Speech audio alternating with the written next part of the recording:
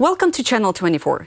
I'm delighted to introduce you my guest today, Gillian Tett, columnist and editorial board member at the Financial Times. She's one of the world's most respected journalists and award-winning writer who combines economic, finance and business with anthropology. She was also one of the first to flag the 2008 financial collapse long before the crisis became obvious. Gillian, it's definitely not all your achievements in your life, but unfortunately, we don't have that much time with you, and I'm really grateful you found 15-20 minutes for us in the studio. Thank you so much for that. Well, I am absolutely delighted to be here, and particularly delighted to come here and just celebrate the incredible spirit and resilience of the Ukrainian people, and in particular, the Ukrainian youth, that frankly is such an amazing symbol for everyone around the world right now. Yeah, we now quite kind of afraid in Ukraine that this youth will stay here and not move abroad, especially young girls. Well, I completely understand why there is the temptation to move abroad, and some people may move abroad and then come back.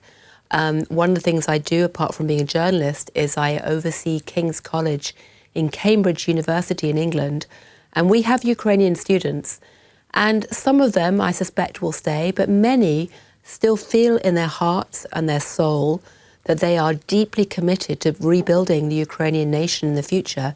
So I suspect that they will be able to take their talents back and help build Ukraine here, Tut, in Ukraine.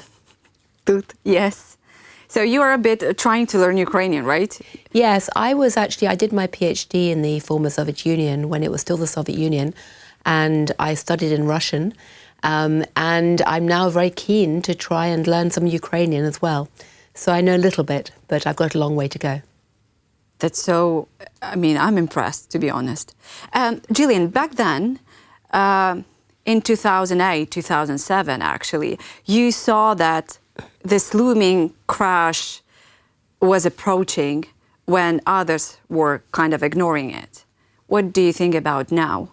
Are we approaching some geopolitical, geoeconomical crisis in the world? Or is just the world economy, mutating and transforming into something else? Well, we are in the middle of a very dramatic period of transition and change, which is occurring on several different realms.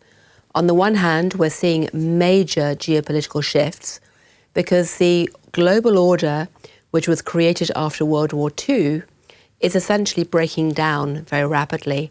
That's partly because America is saying it doesn't want to be the leader of the Western alliance anymore.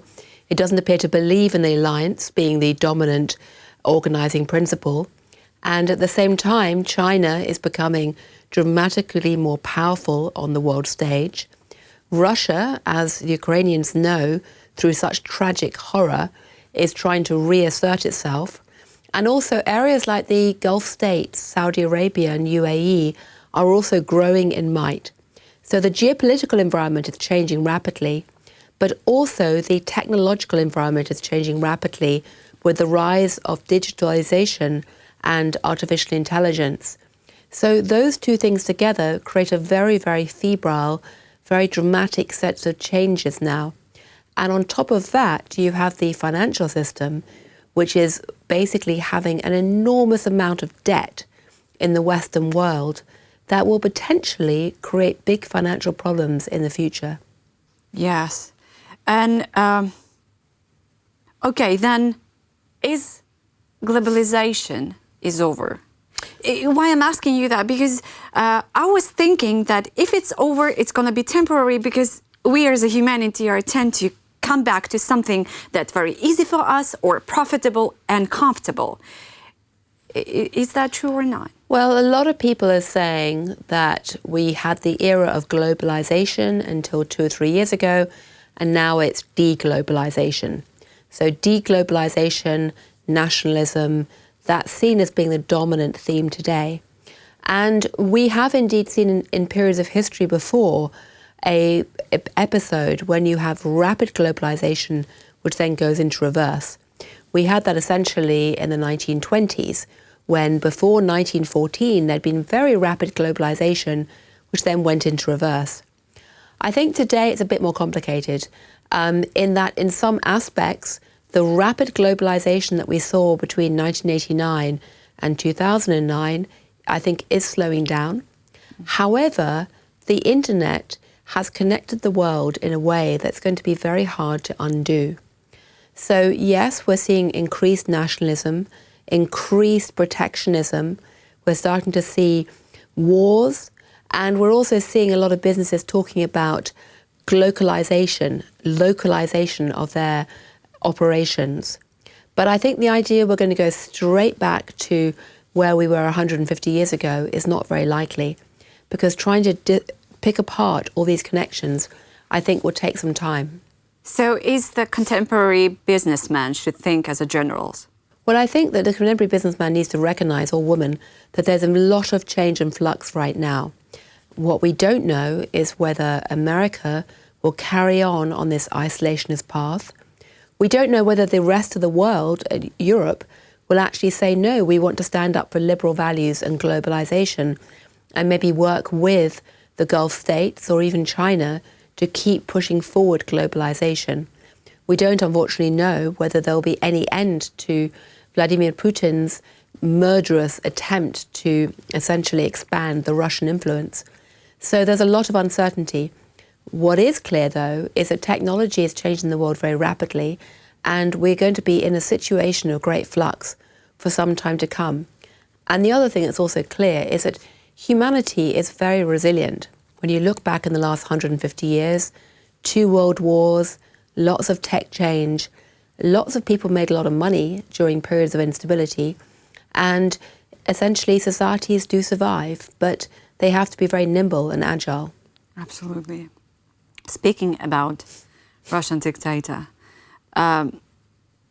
why is Donald Trump still refraining sanctions against Russia? Is there something bigger rather than just a sympathy to Putin? Well, I wouldn't pretend to know what's in Donald Trump's mind. I'm not sure whether Donald Trump himself knows what's in Donald Trump's mind. He's a mystery to even people who work around him. But there are several factors to think about. It's possible that the Russians have something on him which is embarrassing, and he feels in some way beholden, either because of business links with his family in the past or something else. We just don't know. I don't know. But it's also possible that he just admires strength and dictators, because he's been very positive about Bolsonaro, Erdogan in Turkey. He even talks about President Xi with quite a lot of admiration. So it may simply be a case that he admires the strength and the autocracy. But it is also, I think, because inside the White House there is a feeling that they have to split Russia away from China in order to combat China. And there's also a feeling that if they can forge an alliance with Russia, there could be a lot of economic possibilities in the future. So the White House is thinking a lot about Russia, and it has been thinking less about Ukraine. However, I think that's changing. So around Donald Trump, there are very mixed messages about Russia and Ukraine. Some people on the MAGA side really are quite pro-Russian and anti-Ukrainian, but there are many others who are actually very, very strongly pro-Ukrainian and anti-Russian. So I think at the moment, Trump is flipping back and forth, depending on who he last spoke to. Yeah, and speaking about sanctions, you know, I was thinking yesterday and discussing that with my colleagues. Could sanctions somehow simply expand the lower class in Russia, but at the same time, the middle class will shrink, so people with a lack of money, because of the lack of money, will choose to go to the war? Well, there's 2 types of sanctions. There's sanctions that are targeted against individuals and individual oligarchs, and that has been used quite a lot. I personally think that in some cases, the indiscriminate use has been a mistake, because I actually think it's a pity that we didn't try to turn some of the oligarchs early on by essentially offering them incentives to turn against Putin and to basically be free of sanctions or to come to the West. The fact that sanctions were imposed on all the oligarchs meant they all went and circled around Putin. But the second type of sanctions are the sanctions against ordinary Russians or against Russian businesses. And there is certainly a danger that that's going to be used by Putin as an excuse for the economic problems in Russia, because Russia today does have significant and growing economic problems. They are very much linked to the war and the mismanagement of the economy, but it's very convenient for Putin to blame that on sanctions by the West and to try and create more nationalist opposition towards the West. Yes. And that's a danger. They will be more united then. Well, that's a danger. And we just don't know how that's going to play out. I can't pretend to understand what the sentiment really is inside Russia today. But one of the things that Western analysts miscalculated back in 2022 was they thought that if they imposed sanctions on the Russian economy, ordinary Russians would get very angry with Putin and basically start campaigning for change. And in fact, the Western analysts underestimated just how cleverly Putin and the government managed to create this mood of nationalism and support for Russian nationalism and for Putin and for the war very quickly. And so the country has actually rallied around him in this war in a way that's horrific, and I think the West did not expect. Mm-hmm. Speaking about the question that worry me and worry all the Ukraine, is investments also. And Ukraine is desperately seeking for investments. Do you see an interest in private American capital, a desire to invest in Ukraine? Well, there's 2 or 3 areas of interest right now, or people who are interested. There are people who have Ukrainian heritage and who have a very strong emotional connection with Ukraine and want to help. And sometimes they are engaged in what's called concessionary capital, which is essentially doing partly philanthropy and partly investment. Mm-hmm. So there's that group. There's not a lot of them, but there's that group. There's a second group who are very involved in defense tech. And they are extremely interested in Ukraine because of how it's pioneering a new type of warfare that they think will be a big business in the future in other parts of the world. So they're also investing. And then there's a third category of people who at some point hope that Ukraine will be reconstructing itself and there will be big business opportunities which are more traditional and normal in things like infrastructure and other areas of life, consumer goods. That third group at the moment are not very involved because they think it's too early, because the country is too unstable. The military tech group investors are definitely getting involved, and that's exploding. And the philanthropic investors who want to support Ukraine because they care about Ukraine, they've been here for some time, but to a certain degree they invested a lot at the beginning and some of their energy is beginning to decline. But that could easily return again if they start to feel that there's real progress being made in the war. Yeah, so Gillian, before joining the Financial Times in 1993, you earned a PhD in social anthropology in Cambridge University. And based on your field work in the former Soviet Union in the early 90s, you saw Russia from the inside. Now you see a lot of Ukraine from the inside. What does that previous experience, from the experience in Ukraine you have now, about our difference, that we are not that brotherly nations that everybody's talking about? Well, as an anthropologist, I'm very interested in culture. And people sometimes think that culture is something which is fixed and static and sealed, a bit like a plastic Tupperware box, and that you basically have Russian culture and Ukrainian culture or British culture. And culture doesn't work like that. It's more like a river, which is constantly changing slowly with new streams coming in and the banks are muddy. So anything I say about Russian and Ukrainian cultural zeitgeist has to be seen in that context of, firstly, I'm quite ignorant, and secondly, the cultures are never just one thing. They're always changing and they're complicated. But having said that, the point I want to communicate very strongly is this. When I was studying in Moscow in the late 1980s, I had Russian and Ukrainian friends and Belarusian friends as well. And I kind of thought they were basically all the same because they seemed to operate and think in a similar kind of way. Now, that was a very small group, but And I knew there was difference of history, but I thought they were very roughly the same. And I went to Kiev and it all seemed roughly the same Soviet culture. But what's happened since 1991 is that the differences which were always there to some degree because of history between the Russian nation and the Ukrainian nation, I think have become more and more important. And culturally, they've become more and more separated in their paths. And the critical difference, in my view, is that in Russia, the vision of power and politics is very hierarchical. And people look up to a leader for orders, and information goes up and orders come down. And many Russians feel quite passive and quite helpless in terms of their ability to change the world or get engaged in politics or make a difference. And Ukraine, partly because of its history, has a much stronger sense of what we call agency, or a belief that they have the right to try and change their environment and change themselves and improve the world.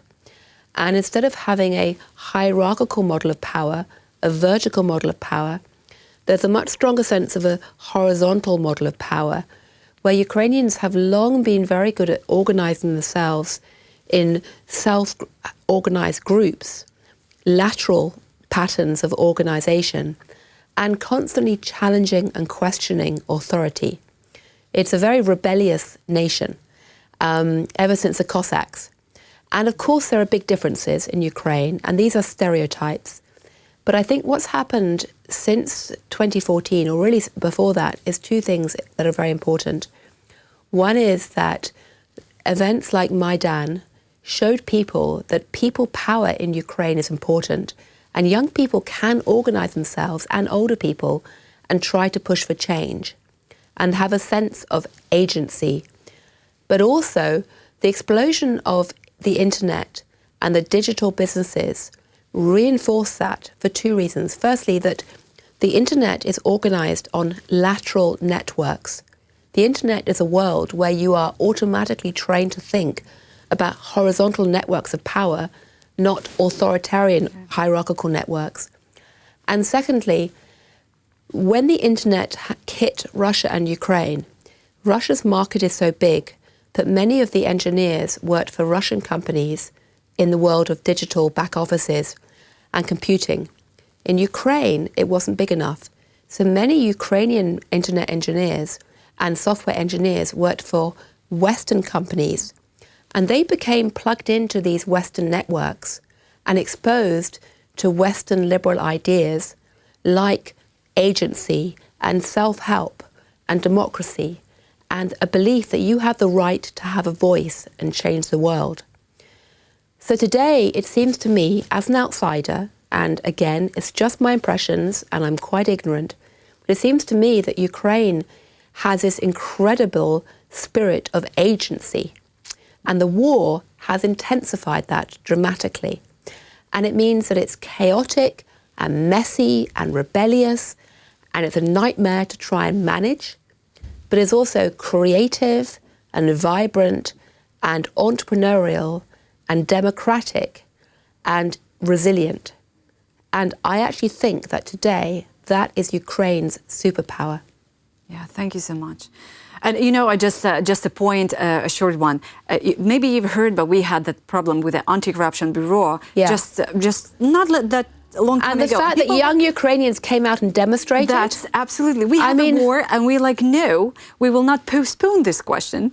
I know. I mean, I'm so full of admiration, and I'm not blind to the huge flaws of Ukrainian society and the challenges, because Ukraine is not perfect at all. There are big problems, big problems, and corruption has been there. It is still there. Yeah. It is. However, the bitter irony is that the values I see in Ukraine amongst the young Ukrainians I know about a belief in freedom and democracy and self-responsibility and relying on yourself and trying to solve problems yourself, these are values that America used to stand for and uphold and champion. Tragically, today, America is forgetting some of those values. But in many ways, Ukraine is more Western and more liberal in its values and aspirations than many of the other countries that it used to look up to. And frankly, I think in 10, 20 years' time, Ukraine may be teaching us how to actually uphold freedom and democracy. And for that, I am deeply admiring, deeply grateful, but also deeply mindful of the horrific cost for so many young Ukrainians today. Well, thank you so much. And for that inspirational and quite optimistic note, I would love to say thank you to you for your thoughts, for your extremely important ideas and background. Yes. And can I say one other thing on that quickly before we finish? Yes, sure, of course. Okay, so I'm in Cambridge University and I see students from all over the world. And I can say that some of the most dynamic and inspirational students come from Ukraine and Poland and Eastern Europe. And when I see those students operating with British students, I feel that I want more of the Ukrainian and the East European students to inspire and challenge the British students, because far too many people in Western Europe are lazy and spoilt and complacent, and they don't realize what's at stake. And you are producing some of the most fine, responsible people in the world. We also have lazy students. You also have lazy students, everywhere does. But we get the best of them sometimes. But anyway. Well, yeah, thank you so much. It's like I'm listening to you like I'm that student, you know? No. Well, despite the fact that I was a student a long time ago. So thank you again. And I hope it's not our last conversation, because I have so much question to you, and I hope we'll see you again here, online, or whatever you can have. I have every intention of coming back very soon. Thank you so much.